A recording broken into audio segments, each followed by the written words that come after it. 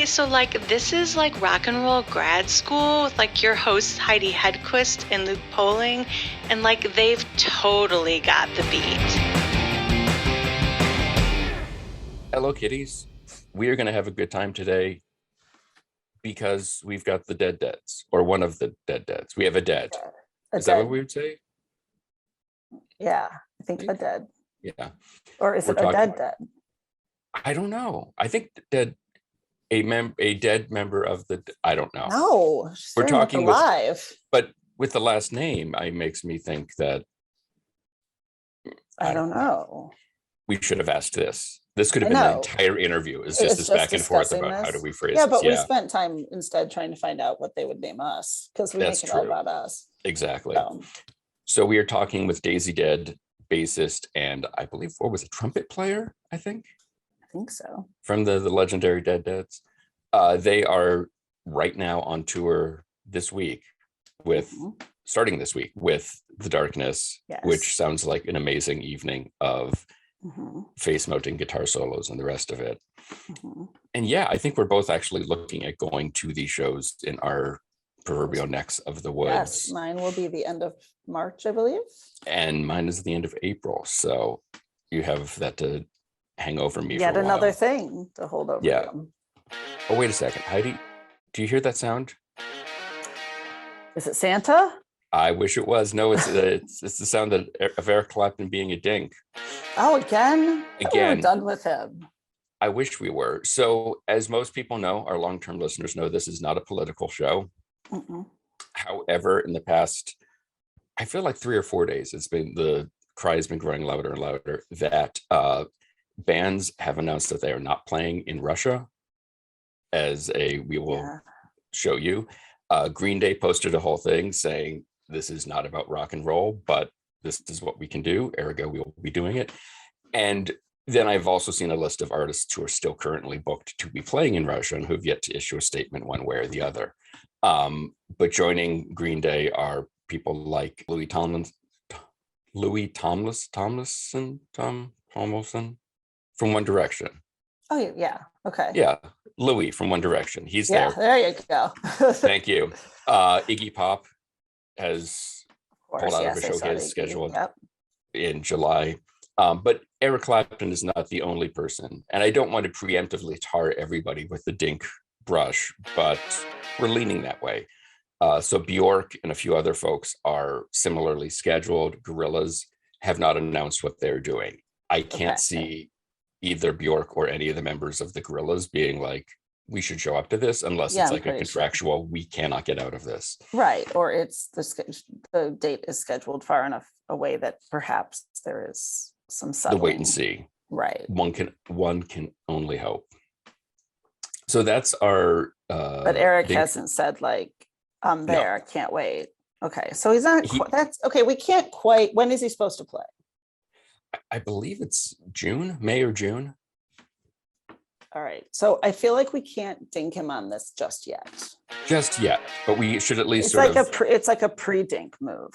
Right. We want to just light that candle and start waving it in the air to just let people know. Right. Potentially even more dinkage coming.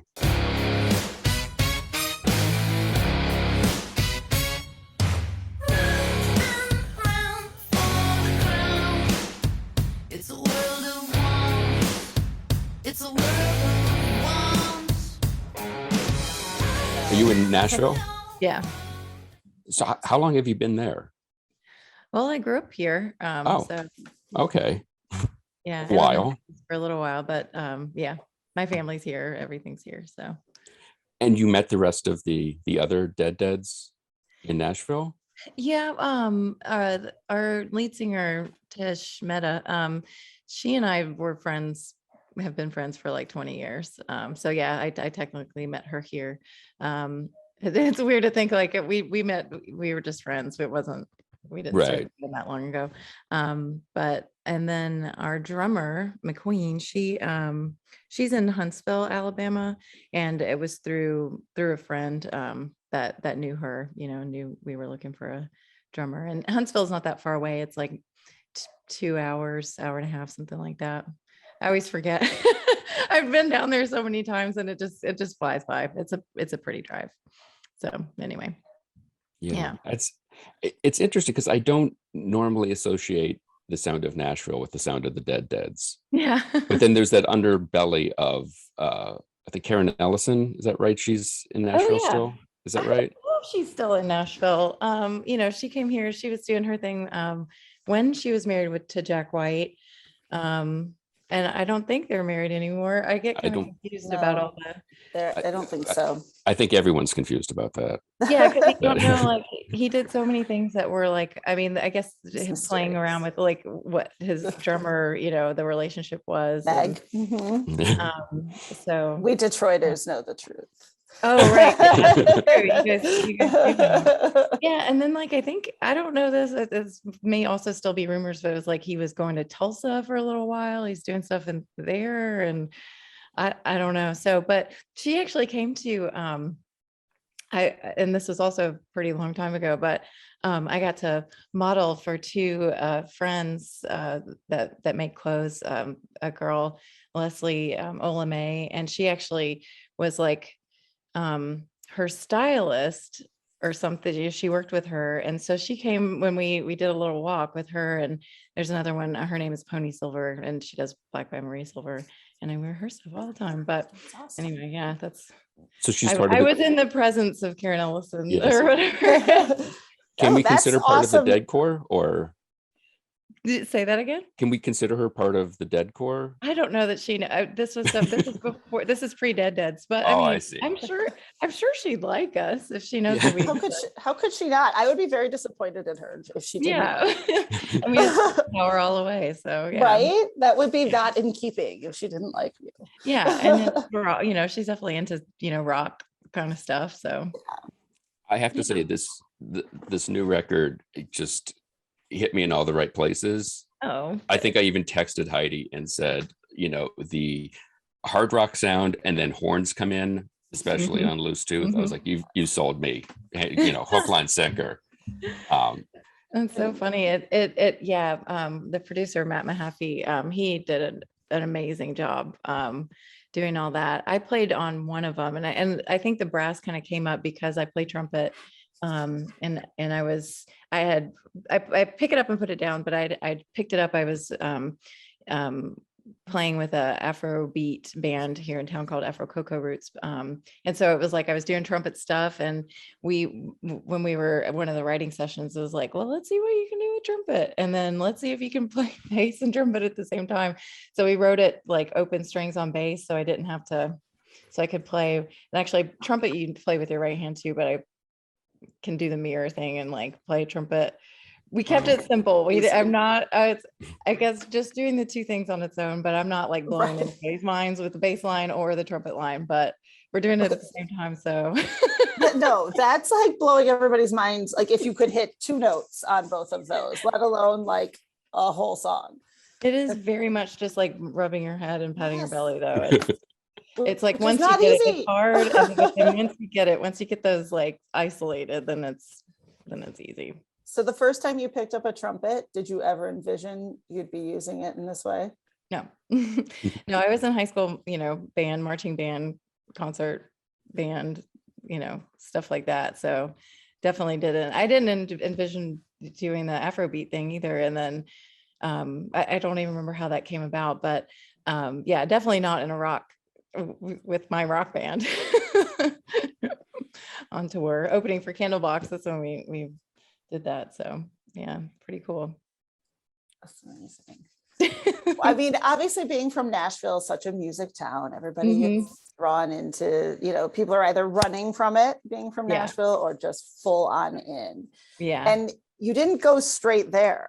You've had other careers before you ended up professionally being a musician. Yeah. I mean, to this day, I have a day job. I work for Bitch and Sauce, which is a vegan dip. I know it well. Yes. And yeah, we're in all the Costco's everywhere.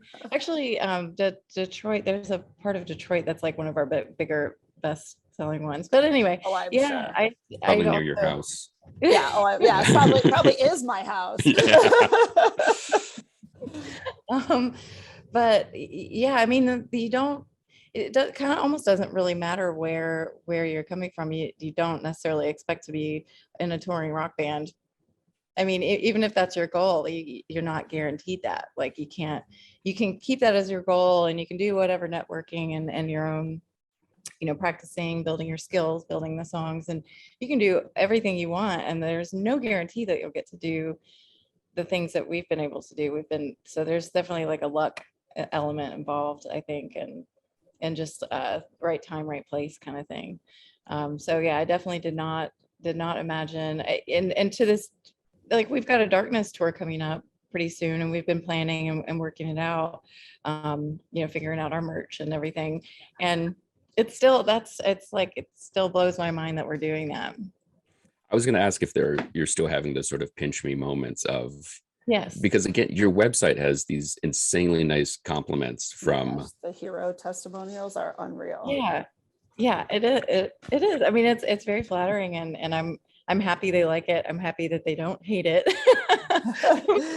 They're not like, what the hell are those people doing? Get them off the stage, But the fact that they're so vocal about it, like I would kill for Tom Peterson to say one word to me, and it could be get out of my way, and I would still be super happy. You would kill if Tom Peterson just looked at you briefly. 1,000%. Yeah. I love him so well much. Imagine trying to play in front of him. Oh yeah, I'd lose my show that the first time, and it was really intimidating. He already knew Meta. They knew each other, so that's why he came out to check it out. But that was also very early on. Like I maybe had been playing bass for 3 years at that point, so I was new on the instrument. I mean, I knew the songs, I was doing it, but it was really intimidating. And then he came up afterwards. He's like, just keep doing what you're doing, and just said you did great. And I know that I'm not like a blow your mind bass player or any instrument, but I do have some skills and like rhythm and feel and things like that. But yeah, when people come up to you and say things like that, it's just like you said, pinch me moments. It's really crazy. So yeah. When it seems like, I mean, I was going to say, as you're denigrating your skills, it gets the job done. You know, you listen to the rec, like it works. Yeah. So that's all it needs to do in many ways. Yeah. I definitely, I feel I can do that. I do that, and I can do that. And I think even, there's a thing with bass playing that less is more a lot of times anyway. So I kind of question myself sometimes, like, are you just being lazy? But no, if I start playing around too much, then it'll distract. And please, Adam Clayton has made a very successful career out of just playing open strings for huge chunks of songs. Yeah. So there are some over the years. We actually, Meta and I we're in a Phil Collins cover band just for one night for like a Halloween, and learning that kind of stuff.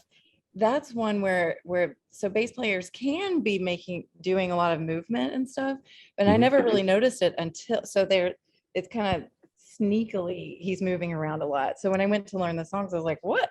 Like tuning into the bass, like, wow, he's just a chill song, like In the Air Tonight, like do do do do do do, and then the bass is like dun dun dun dun dun dun dun. I never noticed that. It's true. So sometimes bass players can be doing a lot of movement and it not be distracting, but a lot of times they do end up. Sometimes you want that distraction though, like bass solo, or if you're doing that. Yes. No, and we should say we're not trying to put down the bass playing community at all. No. We love and welcome them all. I love the bass playing community. Yes, they're my favorite community. The laid back ones.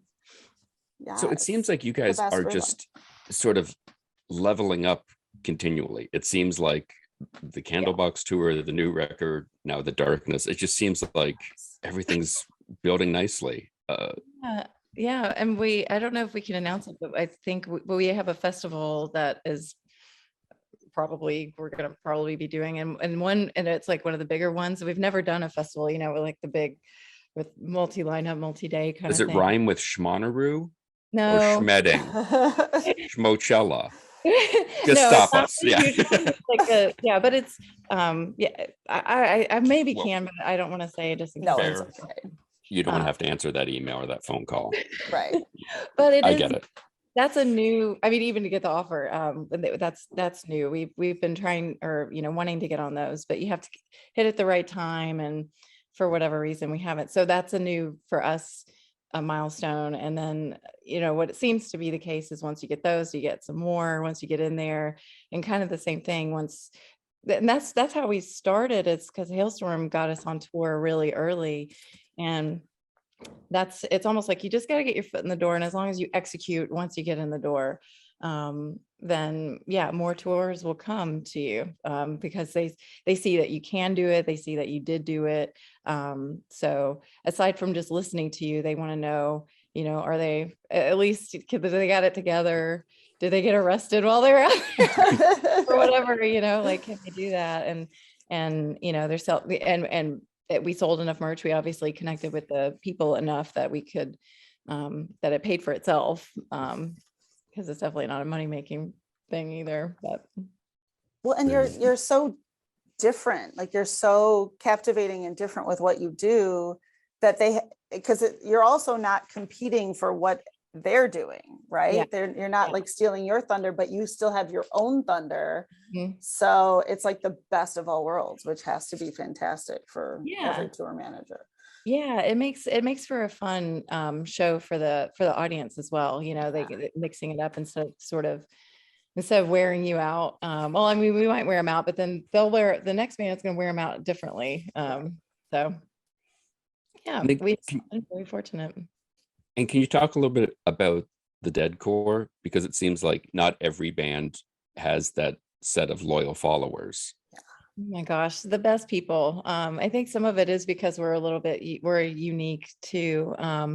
But we have like a core group of people that they kind of are maintain themselves at this point, and their family, they help each other, and they come to the shows, they put the X's on, we give them names, and it's at this point, it's been long enough, it's like they're friends, we know them well, and they know us. So other than yours, what's your favorite Dead name?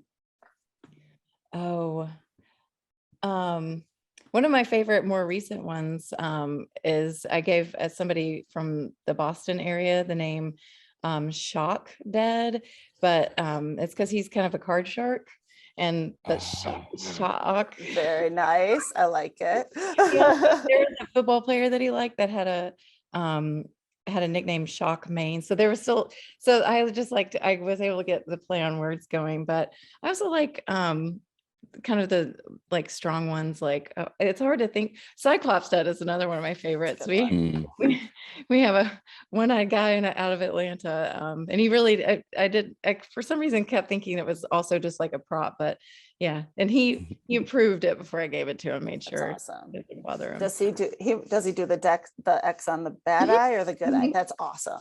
I love it. That's super cool.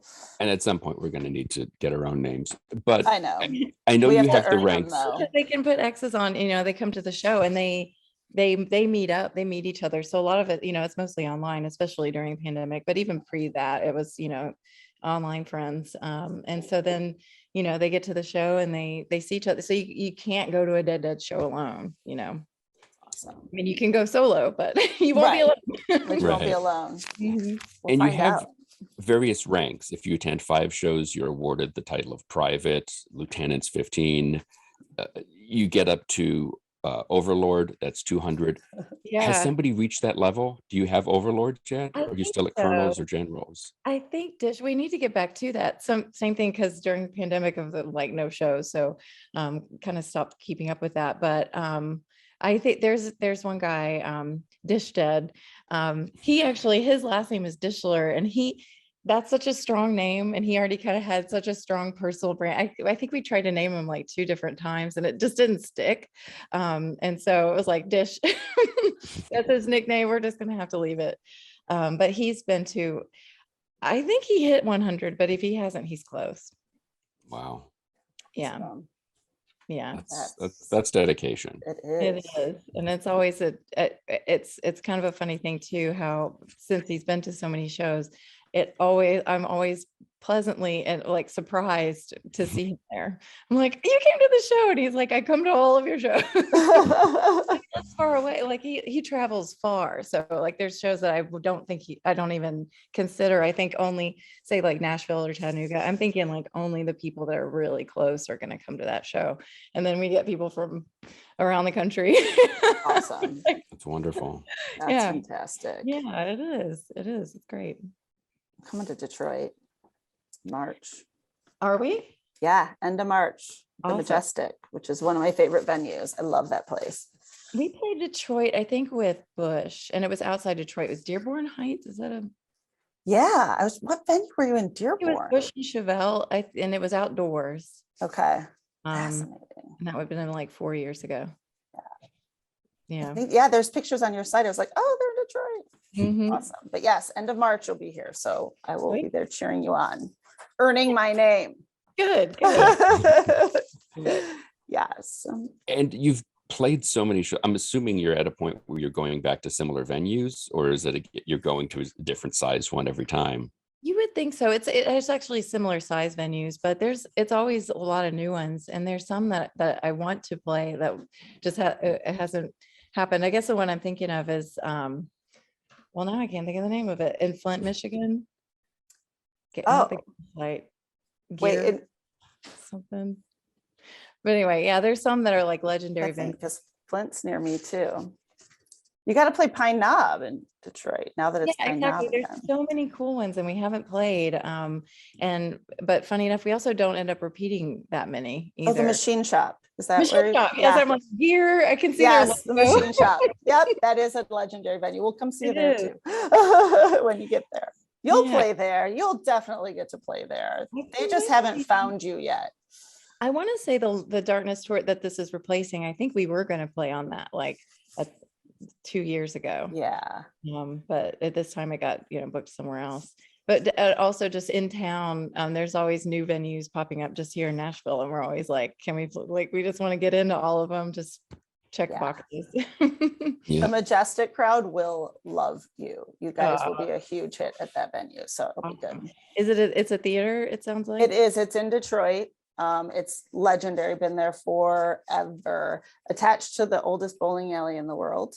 Oh, cool. All in the same complex. And then there used to be another place called the Magic Stick right above, but that's not there anymore. But it's right in like the Wayne State University corridor, the arts corridor. There's it's a really good location, super fun place. Yes, it'll be good. Time to explore a little bit. We like to spot. Yes. I was wondering that because I know other people we've talked to have sort of used it's trite, but it sounds very true that you play the shows for free, they pay you to travel. Are you sort of at that point where it's just like, God help me if I have to get in another van, is it still exciting for you? Like you said, you guys explore. Is that just... It's exciting, but honestly, I do and this is more just my personality type. I do sort of get cozy here at home and just start thinking do I have the energy? For Candlebox, I was like, I don't know. We can try. We'll do it. But then, we started just all the planning, but especially say a couple weeks in advance, it's really happening. COVID hasn't canceled it yet. We really need to get our stuff together and rehearsing and stuff. And it's so much fun. And then once we got out there, it was glorious, and energy was no issue. You get it back from the crowd. So have you started practicing yet because the Darkness is a month and a half or so from now? We haven't. We rehearsed a few weeks ago, but we'll be doing that here in the coming weeks. Does it take long to get your mojo back? No, it seems like it's going to, but it's almost just, once you just get it in your hands, then it kind of comes back. And especially just when the three of us are together, we have fun. And so it's really easy. And almost just when I started playing bass, I didn't know if I could. Meta needed somebody. She was like, can you maybe try? And there's just, once you plug in and you're making noise, and it's a lot of fun. So it makes it easy to me. I know, she says, as we pick up our bass and sound like cats dying. But yeah, as far as like I get at home, you know, and this is not just a pandemic thing, but of course we had a big block of time where we weren't doing anything. But yeah, I get into my little routine and my little programs that I watch, and you just sort of get used to that. And like, I don't know, can I change? And of course, yeah, I can, you know, it's easy and fun.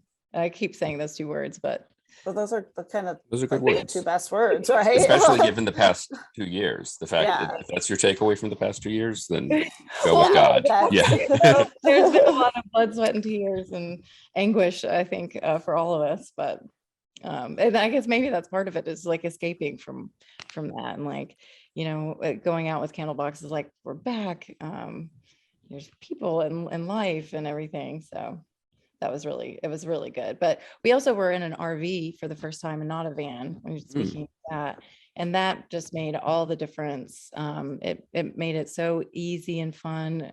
And we got to explore like campgrounds. I never really understood RV life. Yeah. And I love nature and the outdoors, but I'm not really a camper. I don't really think it's worth. You can go on a nice hike. You don't have to like Exactly. do all this stuff. Yes.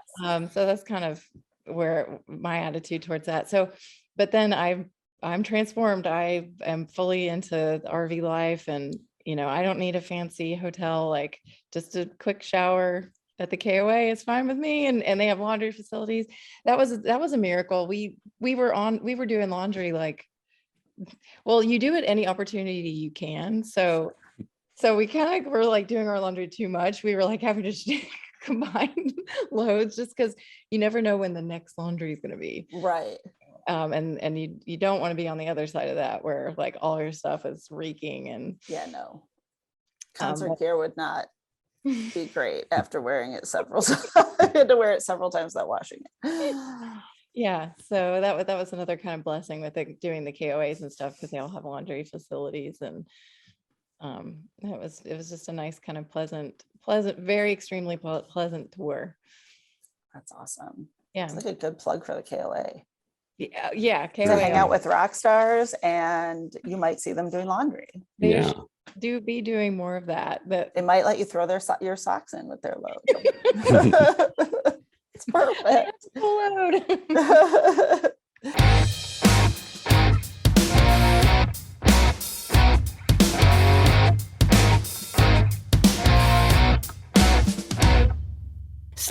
You can catch the Dead Deads on tour with the Darkness starting next week, March 9th. For more information, check out their website, thedeaddeads.com, or you can find them on Twitter, Instagram, and Facebook, where they are all at the Dead Deads. You can check us out on all the various socials. Be sure to visit our website at rockandrollgradschool.com, and don't forget to leave us a review. Today's show is produced by myself and Heidi Hedquist. Our reluctant producers are John Sauvé and Sandy Stone.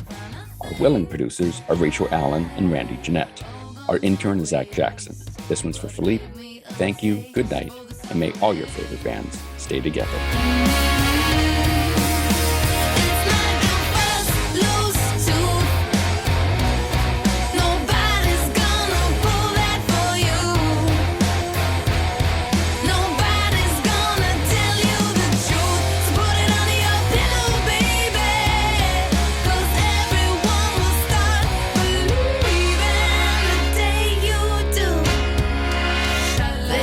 Bubblegum gets nasty if you do too long.